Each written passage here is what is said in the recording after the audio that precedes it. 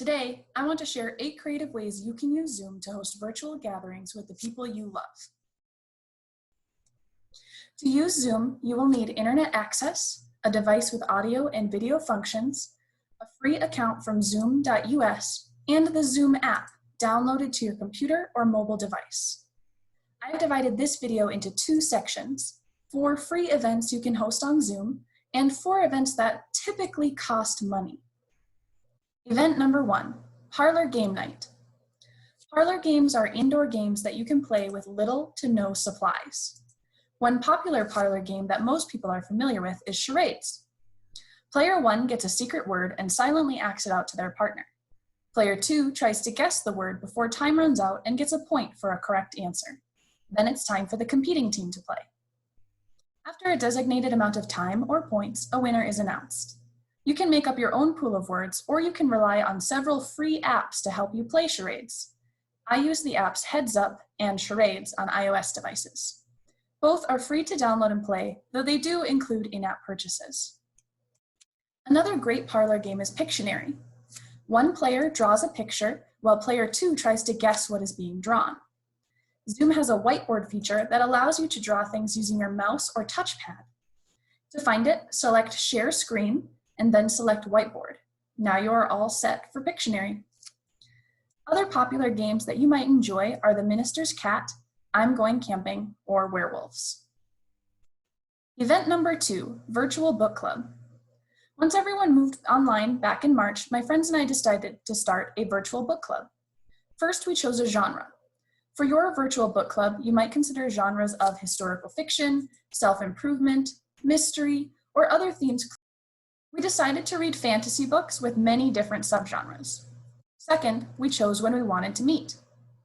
We decided to read 1 book a month and meet during the last weekend of that month over Zoom to discuss the book. Next, we chose what book we wanted to read. Here's the book we read for October. We actually created a Facebook group to accompany our book club, and each month we use a Facebook poll to determine which book we'll be reading for the following month. I recommend having at least 3 different options, but no more than 5. Then we meet over Zoom. After we've read the book, we get together for discussion. I ask everyone to have at least 1 question they wanted to ask the group or a scene they wanted to discuss.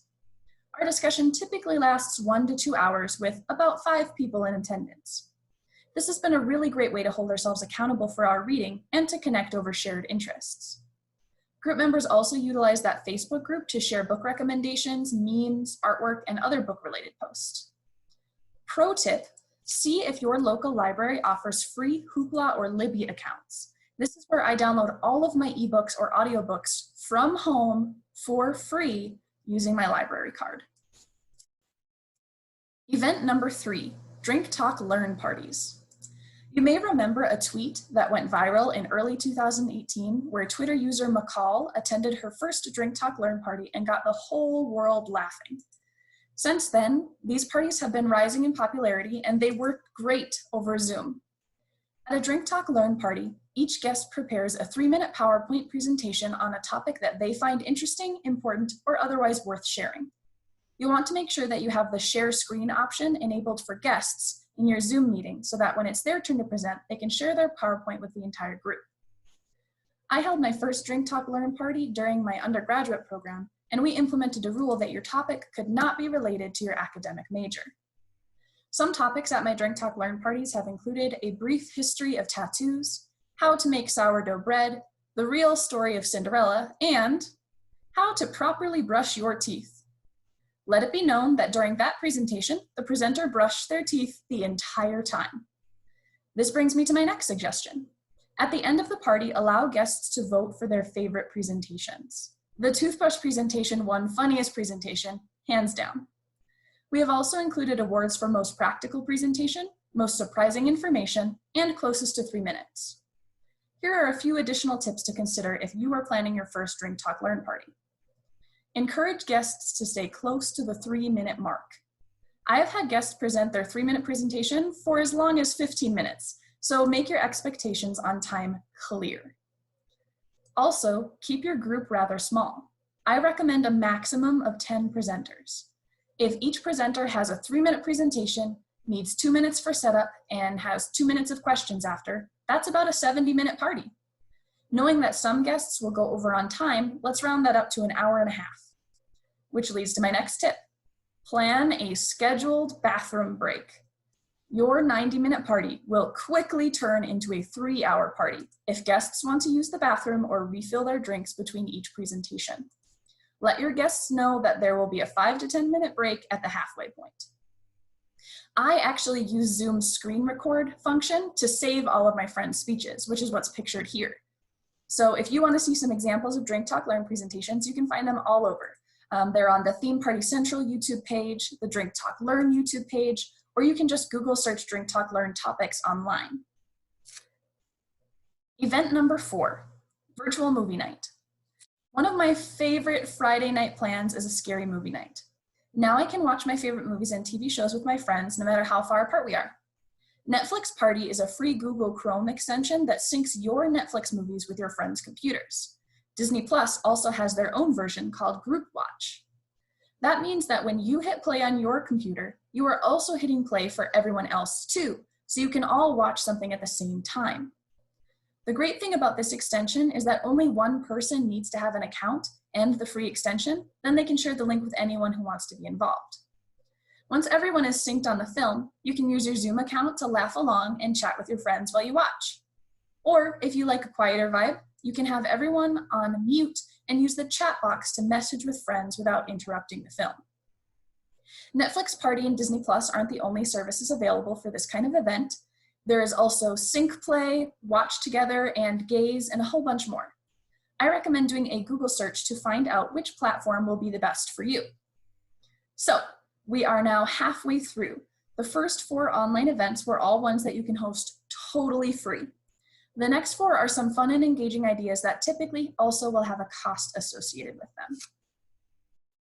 Number 5, we have Jackbox Party Games. One of the most popular games available for download are the Jackbox Party Games. There are many different types of Jackbox games, so we are going to use Quiplash, pictured here, as an example. To play Quiplash over Zoom, the host will download the game to their computer and use Share Screen on Zoom so that 1 to 8 guests can see Quiplash from their own computer or TV. Then, players need to log in using a second device, such as a smartphone or tablet, where they are sent interesting prompts. An example of a prompt might be, the #1 reasons penguins can't fly, or what is the best way to impress an alien from Mars? The prompt will go to 2 of the players' devices and both will secretly write a response that they think is very funny. Then, the responses will appear on the main device for everyone to see, and the remaining players will get to vote for your favorite to determine a winner.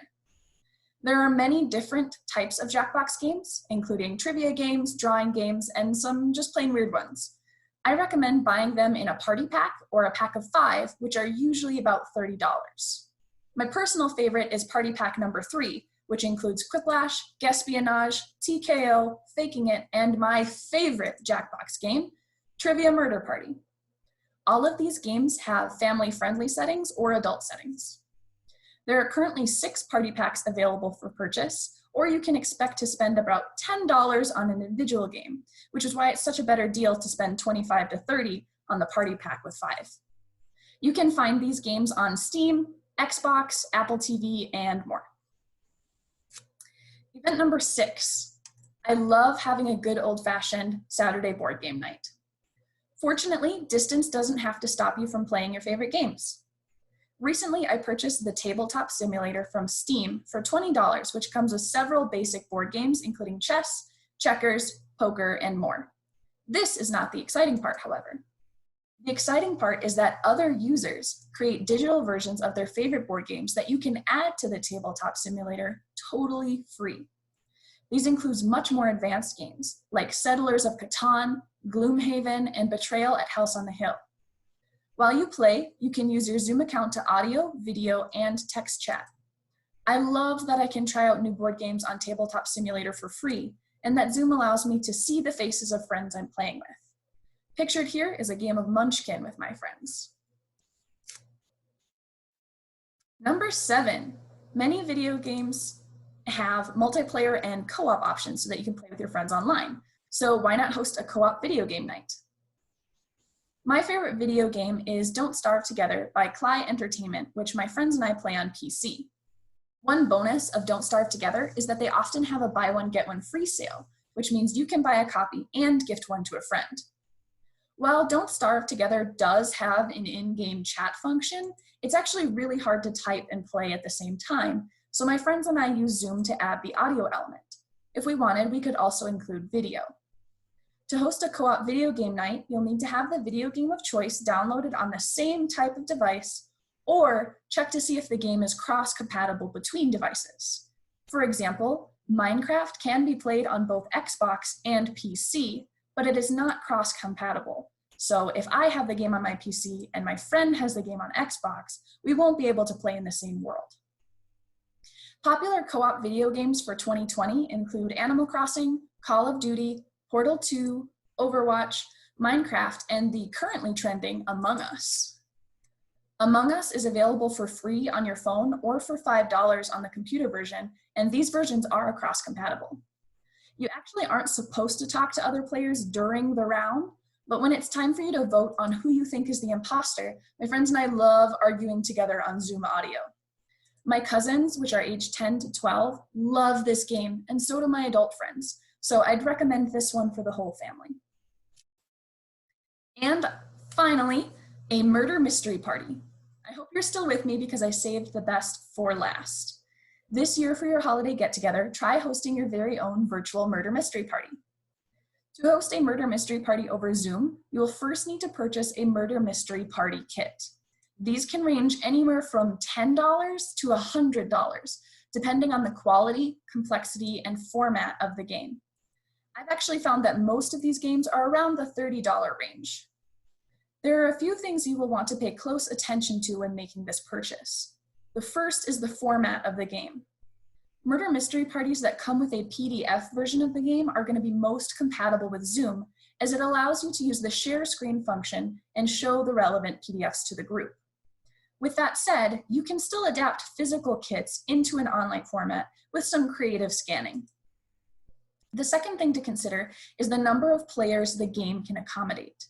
Murder mystery parties can accommodate any number of players, though most range from 6 to 12. For a successful murder mystery party, there will be a minimum amount of required players. So if you only have 6 guests total, you won't want to buy a party that's designed for 8. The third thing to consider is the theme. There are family-friendly themes, adult-only themes, themes surrounding history and literature and beyond. You will want to pick a theme that matches the age and interests of the guests you plan to invite. Once you've chosen your murder mystery party kit, you will send your guests a Zoom meeting invitation for the date and time of the party. At this time, you will also assign them a character and give them their character packet. This tells them how to dress and act like the character they'll be portraying at the party. Once guests arrive to your Zoom meeting, you will give them their virtual scripts and the game begins. Each round, guests must reveal everything in the script, even if it seems unimportant. They can also do some improv to throw others off their trail. As individuals share their information, your guest's goal is to take notes and uncover who the murderer was. When it is time to share evidence, you will use the share screen function on Zoom so that everyone can see the clues. At the end of the party, I recommend having guests vote for best costume, best actor, and other fun awards before revealing the true murderer. Zoom has a lot of functions that will allow you to insert a poll right into the party to make figuring those things out easier. I host murder mystery parties several times a year, especially around Halloween, and I love having the virtual option so I can play with friends in other time zones. I also use the Zoom record function to create a highlight reel of my parties to watch with friends later. So there you have it. We've gone over 8 creative ways to connect with your family and friends this holiday season. I wish you happy planning.